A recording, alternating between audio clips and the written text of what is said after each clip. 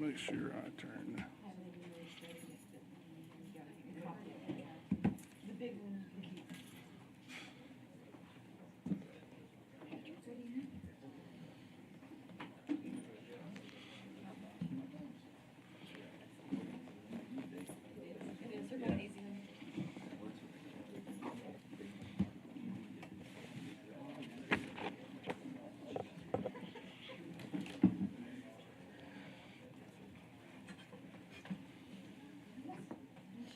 Got an 8:30 start time? Good morning, everyone. Thank you for attending this morning's City Council agenda. It's Tuesday, June the 3rd, 2025. We're calling this meeting to order right now, and first of all, we'd like to start with our prayer this morning by Art Mavrode. We pronounced that right. Thank you. Let us pray. Father, we gather this morning as a community of your people to offer ourselves afresh in adoration to you, to conform our minds more nearly to the mind of Christ, to receive the renewing gift of the Holy Spirit. We unite as your people in the company of Christ to do the business of our city and to dedicate this day and all that we are to your glory and service. Bless us now and give us wisdom and careful attention to those things that will increase our community in stature. For I ask these things in the name of our risen Lord. Amen. Amen. I pledge allegiance to the flag of the United States of America and to the republic for which it stands, one nation, under God, indivisible, with liberty and justice for all. Honor the Texas flag. I pledge allegiance to thee, Texas, one state, under God, one and indivisible.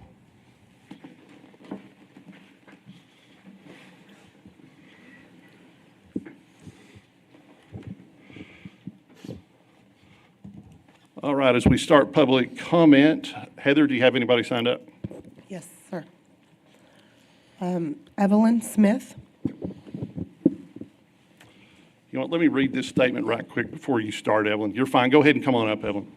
Members of the public may raise issues or concerns not listed on the regular agenda during this time. To participate, please sign in with the city clerk prior to the beginning of the meeting.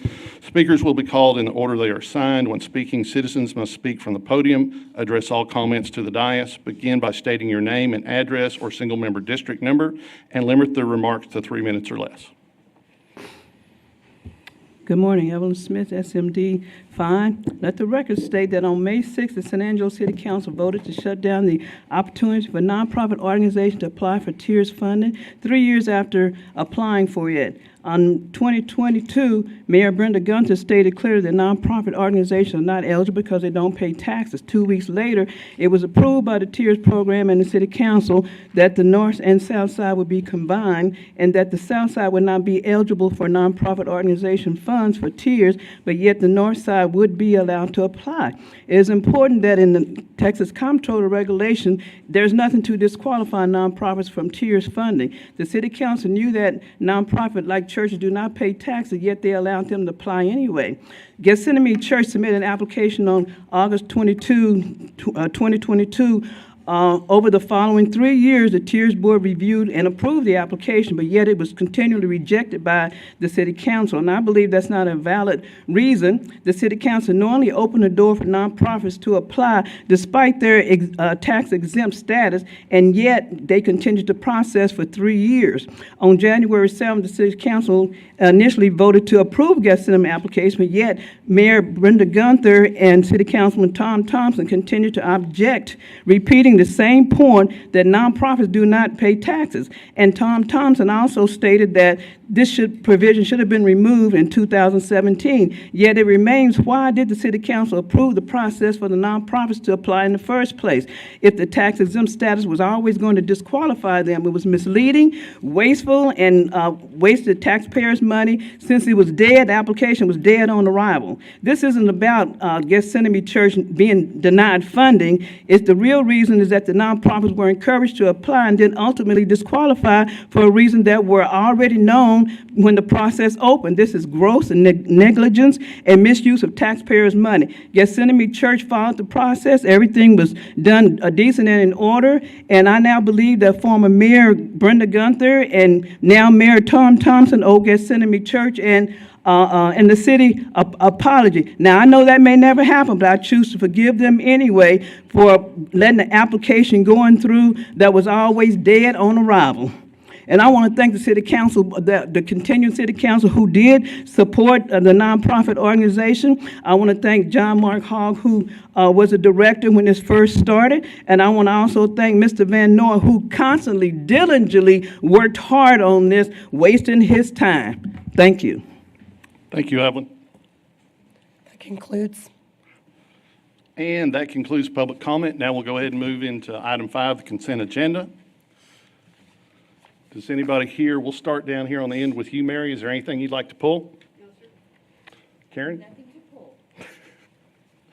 Patrick? No, sir. Harry? No, ma'am. No, sir. Tommy?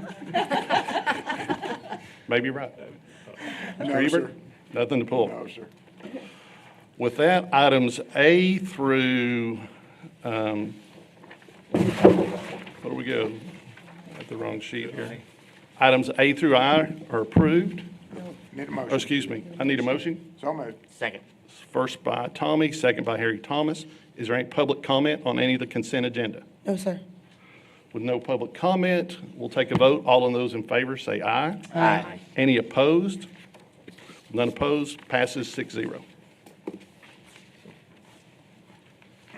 We'll move into the regular agenda. Comments regarding items on the regular agenda may be made by the public when each item is discussed as outlined above. To participate, please sign in with the city clerk prior to the beginning of the meeting. Speakers will be called in the order they are signed in. Comments are limited to less than 3 minutes. Applicants, proponents, and appellants are exempt from the time limit above and instead must limit their remarks to less than 5 minutes. We'll move into item A. Bear with me, I have a better printout.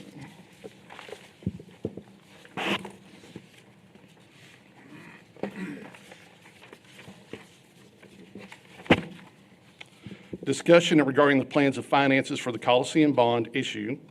Presentation made by Public Finance Incorporated. Tina, you're on. Thank you, Mayor Thompson, City Council. Tina Diersky, Director of Finance. With this being a new process for a couple of our council members, I thought this would be a good time to have Vince come and talk with y'all and walk you through the timeline and the bond process that we're about to go through and kind of give you a heads up on what you'll be seeing in the future. So I'm going to introduce Vince Viala. He's the Managing Director with Specialized Public Finance Incorporated. Mayor, council members, good morning. For the record, my name is Vince Viala with Specialized Public Finance. We're the city's financial advisor. First of all, congratulations on the passage of your $41,660,000 in general obligation bonds for the Coliseum improvements. As Tina has indicated, what we're going to do with this, we're going to move this to the marketplace and issue these bonds in the marketplace. And hopefully, timeline I think the council you may have in front of you, we should be coming back to y'all in July with the interest rates on these GO bonds, on where they sold and the purchasers. And at that time, you'll consider the ordinance authorizing the issuance of the CO or the GO bonds at that time. We will be obtaining a rating from Standard & Poor's and Fitch for the city. Currently, the ratings for the city are AA and AA+, so we expect those ratings to be maintained. We're not looking for any changes there. Those are also very good ratings, by the way, for the city. If the council has any questions about the sale of the GO bonds or the issuance process, I'm more than happy to try to answer them. Vince, we've had some people reach out to us locally that want to be part of that potentially want to be part of the bond or buy some of the bonds. Is there a process that they need to go through? There is, Mayor. There are basically two ways that we can access the marketplace whenever we issue bonds. One is called a competitive bid process. That's what we've done historically, where we structure the bond issue or the CO issue at that time. We put that in the marketplace and we solicit bids on the interest rate on the GO bonds from potential bidders. It's an open process for underwriting firms, for banks to bid in that way. If it is our desire to open up local market interest or make this bond issue where it's going to be available for local participants, The other method of sale is called a negotiated sale, and we have more control on a negotiated sale as far as who the buyers are. Competitive bid, we have no control because it's all interest rate driven. It's a very transparent process. We're just bidding the interest rate. We don't care who buys it. On a negotiated sale, we've got more control as far as we can establish with an underwriting firm that we would appoint as the underwriter on the bonds, a local order period, where the first hour or 2 hours of the transaction day where we're issuing the bonds in the marketplace would be subject only to people in San Angelo or financial institutions in San Angelo. After that initial order period runs, then it would be opened up to the rest of the marketplace to sell the remaining amount of the bonds. So if it is our desire to try to round up local interest on this bond issue and local participation to make sure they are adequately provided with an opportunity to buy these bonds, we should do a negotiated sale as compared to a competitive bid sale. We are prepared to pivot and do that if that is the city's desire, so we can move in that direction. So let me ask you, what effect would it have on the city either way? As far as, you talk about a little bit about transparency. None of us want to limit or hamper transparency, but we sure would like to see some of local banks have said we would like to be part of this process. Whenever we're doing a competitive bid process, it's a very transparent process because, again, what you're doing is you're throwing that instrument out in the marketplace and people are bidding the interest rate, and you get those bids in. So you can see who the bidders are and the interest rates they bid. And you sell those bonds to the lowest bidder, obviously. Again, a very transparent process. On a negotiated process, you're relying on your financial advisor to make sure that you get a market transaction. Obviously, we're in the marketplace every day selling bonds, so we know where the marketplace is. We know where the marketplace would be for a San Angelo GO bond where it should trade. So if we go in and we do a negotiated sale, you are relying on your financial advisor to bring you a market transaction at that time. Competitive bid, again, a little more transparent. A negotiated sale, you've got more control on who your buyers are. You can establish the order period for a local order only, and then it opens up to the rest of the marketplace, but you are relying on your financial advisor to bring the city a market transaction. How many years have you been doing this? A little over 40. Okay, so, and I'll open this up to council.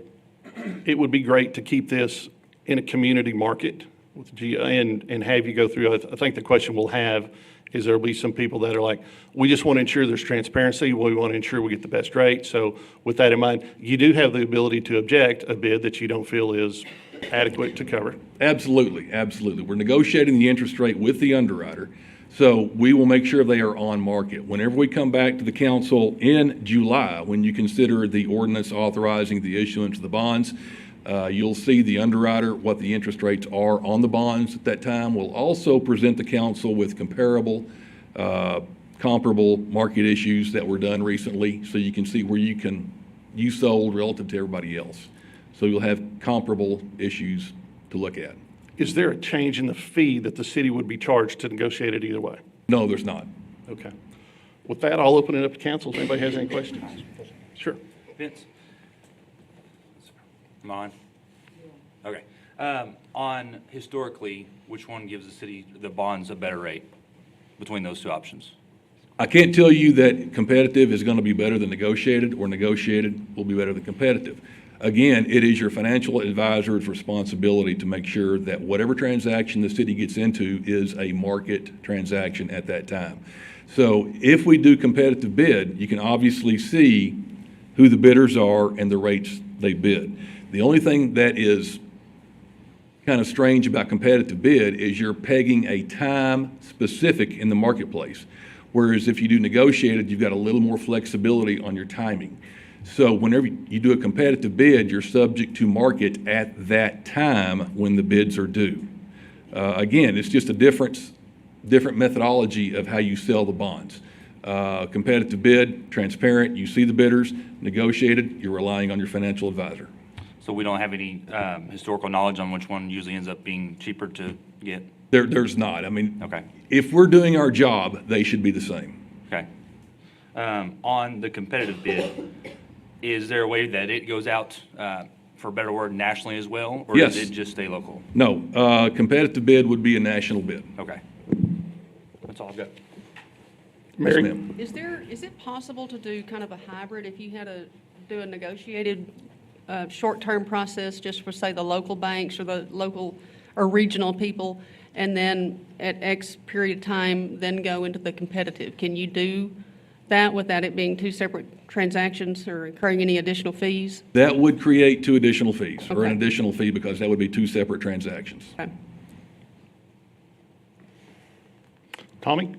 In your experience, Vince, I would assume in either or method, you have local folks that will participate in either.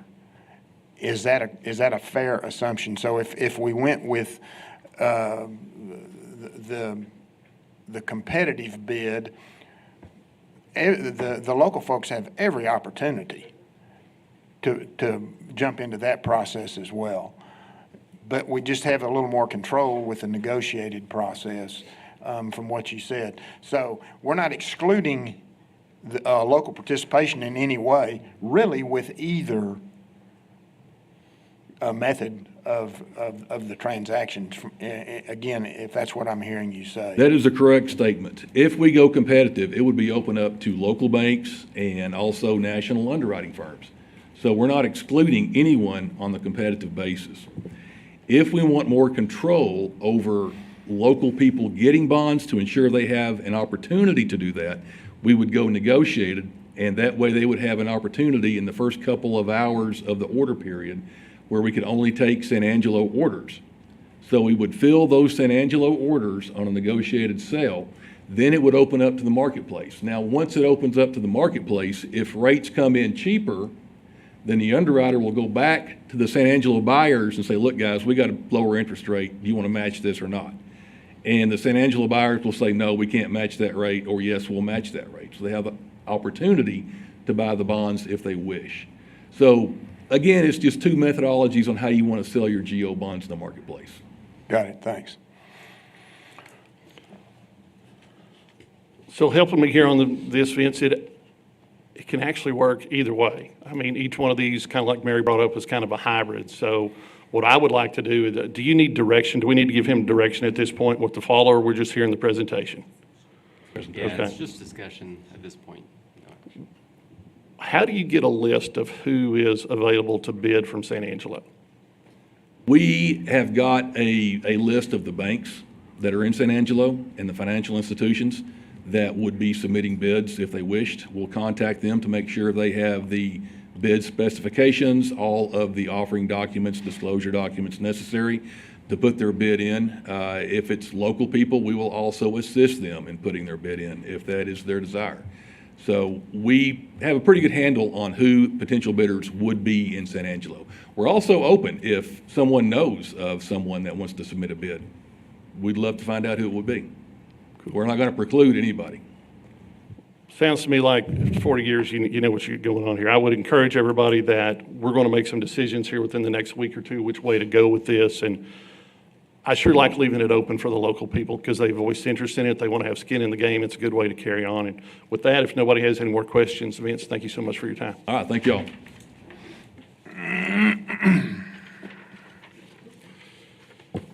Okay, we'll go on to item B, the first reading and public hearing of an ordinance amending the budget for the fiscal year beginning October 1st, 2024 and ending September 30th, 2025 for equipment replacement. Tina, you're on. Thank you, Mayor. Tina Deersky, Director of Finance.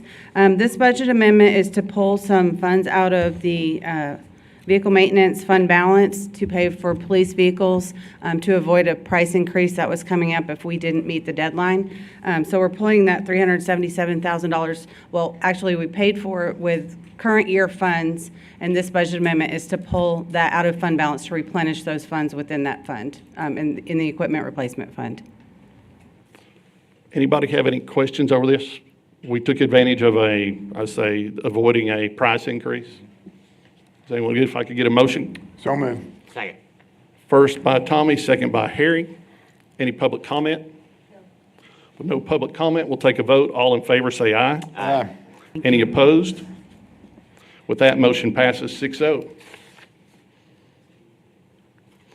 We'll move on to item C, first reading and public hearing of an ordinance for PD 25-02, a request for a zone change from the general heavy commercial zoning district to a planned development zoning district with a base zoning of RM1. This is to allow modified setbacks for multifamily development beginning 2.68 acres located on Jackson Street and Town and Country Drive, Block 2. Presentation by Aaron Vanoy. Thank you, Mayor, City Council, Mr. Valenzuela. Aaron Vanoy, Director of Planning and Development Services. This morning, we have a planned development over here off of Jackson Street and Town and Country. You can see it here just to the north of Jackson Street. You can see the red arroyo that comes through here, and Bryant is somewhere just over in this area over here. This area has been general commercial, heavy commercial for many years, but just really hasn't developed in that way. Although it is close to high transportation areas, it just has not developed that way. There's a local developer that knows that we do need additional housing. They've looked at this spot and believe this is a good spot for housing. As some of y'all know, there's a lot of commercial over here on Bryant. ASU and Knickerbocker is back to the west. There is another larger apartment complex further down. These are going to be the smaller style. Again, it will have an underline of RM1, so a little bit lower density and also a lower height. It won't be the high-rise type multifamily. So this is in District 1, Mr. Tommy Hebert. Neighborhood is Rio Vista. Current zoning, you can see the property is 2.680 acres. So here's some of that zoning right now. You can see most everything around is commercial in some way. There are some heavier uses back here as far as contractor yards and things like that, like Best Techs and some other things. There's a couple of other things that there's a hotel, there's a small restaurant, the Children's Advocacy Center is there. And then as you go down Jackson to the west, there's smaller general commercial properties there and the apartment complex. Here on the right, you can just see that it's really just a vacant lot at this point. It has not been developed and is ready to have something placed on it. This did go to our Planning Commission in May. They did look at this, did look at the modified setbacks, and the reason for the modified setbacks are to help with some density in there, but also with and let me get back to the map real quickly. Here on Jackson Street, it will allow some structures to be a little bit closer because that's kind of the front yard, but they will be using that area right there as the front of the complex, if you will. If you have been down Houston Hart, particularly on the west side of town, you've seen the same developer, but they will be putting up a stone structure there to help with noise and traffic safety as well, to protect those properties that are back there. That they will actually protect that off of Jackson, and there won't be any access onto Jackson. And so they're being very mindful of the traffic rate that's on Jackson. This actually gives these folks here a better way to get over to this intersection there if they're heading into downtown, or if they're coming here again back to a light that goes back on Bryant, maybe they're going to the base, or if they come back this way going to ASU. So they're being very mindful about this development. It's not just going to be a lot of homes coming in, but again, modifying those setbacks are important for them to get the right amount of density to make it a viable project for them. So this did go to Planning Commission again, like I said. They did recommend approval with I believe it was a 4-0 vote. And city and staff is also recommending approval to change this to a planned development with the underlying base of RM1, with a 5-foot setback on the sides and a 10-foot setback from Town and Country Court and a 10-foot setback on the rear from Jackson Street. With that, I'll be happy to answer any questions. Aaron, as we look at, how many units is the builder thinking of putting in there? Well, since it being 2 acres, they could put up to 50 units based on our current zoning, but they're looking at around 20 to 25 units because they still have parking requirements. They want to have some little yards for the units, but they're looking around that range to see how it all lays out and fits in. Okay. I think this is a great use of some property that is set latent since I can remember. So anyway, with that, I'll open up. Does anybody have any questions? Got a couple, Mayor. Tommy? Reiterate for me, if you would, where the ingress egress is for the property. It's not on Jackson whatsoever. That is correct. And so this is Town and Country Court right here, which is a cul-de-sac that comes in. So they're going to have their entrance there. Okay. They may have two of them, maybe one in the bulb of the cul-de-sac and one down there, so that they kind of bring in and bring a U shape to service those. Along Jackson, they're not proposing any access to Jackson, and they're going to have the stone fence, if you will, back there to help with noise and screening and things like that. There is an alleyway here, but as of right now, there's been no discussion of utilizing that alleyway for any options at this time. In fact, talking with our operations department, they would probably have to improve it to where it's a good paved surface, and that's probably a little cost prohibitive at this time. I've had no calls on this one way or the other. I noticed in our background, Aaron, we had one in opposition, and do we know, was that a written telephone call, email? It was a written, from the notices that we sent out. One of this property right here is Armstrong Electric. They were concerned about safety for children. And I wasn't real sure if that was safety for children here, but again, the Children's Advocacy Center is over here. Maybe that was their concern. I do believe the developer here is trying to provide as much safety as they can for the housing in that area. It is out of the floodway, and it does have a small amount of floodplain that they're already taking account on that area. And so I think this is a good project for the area. Well, you just said something that triggered a question. Will they have to do any detention? They are looking at doing some detention. That'll probably be within their parking lot areas as well as along this area here. As you recall, maybe if last council meeting, the council meeting before, the council accepted an easement for this area over here to help do some maintenance in that area. But yes, they will have that requirement from their plat process that they did back in April. Have they done their study yet, or are they required on this? They are required to do a drainage study, and that'll be submitted to the engineering department, and they will work through what the requirements are from that study. Fair enough. Mayor, with that, since I've had no comments on this, I'd make a motion to approve as presented. Second. I've got a first from Tommy Hebert, a second from Harry. I'd like to ask him a couple questions. Yeah, Patrick. Hey, Aaron. Yes, sir. You said it hasn't been developed. Has this property been for sale? Has it changed hands recently? Well, I know they just recently purchased this property. Okay. The current developer has. I don't know if it's been for sale for a long time or not. I know it had been under Town and Country ownership for many, many years, but I don't know if it was been for sale for the last 5 to 10 years. But So it here was rec- Town and Country before that? I believe it my was. question. Okay. So with residential properties, banks don't like to loan on them if they're in commercial areas. Not if it's zoned commercial, but if it's a commercial area, predominantly commercial like this is. Have they looked into that at all? Do you know if they've brought that concern forward? Normally, this developer, they finance themselves, and so that really hasn't been an issue for them in the past. There are times that the banks will reach out to us for what's called a zoning letter. We write the zoning letter. Of course, this being a planned development with the RM zoning, which is kind of a residential zoning for low-rise multifamily, but it also offers single-family, two-family. We tend to write that letter for banks for particularly smaller developments, and they seem to accept that as the underwriter of, okay, this really is residential, and it could come back residential in the future as well if something happened. Okay, thank you. Any other questions, Mary, Karen? With that, I got a first by Tommy, a second by Harry. Any public comment? With no public comment, we'll take a vote. All in favor, say aye. Aye. Any opposed? Vote passes 5-1. With that, we're through. We're complete with the regular agenda. There is no closed session. Follow-up and administrative issues. Nothing from executive session. We'll go into item B. Consider approving various board nominations for Public Art Commission, Elaine Stribling, SMD 6, to a third term ending 2027. Need a motion? You need a motion? We got a first from Mary. Second from Carrie. Karen? Her. We got it. We're a little relaxed here today. Anyway.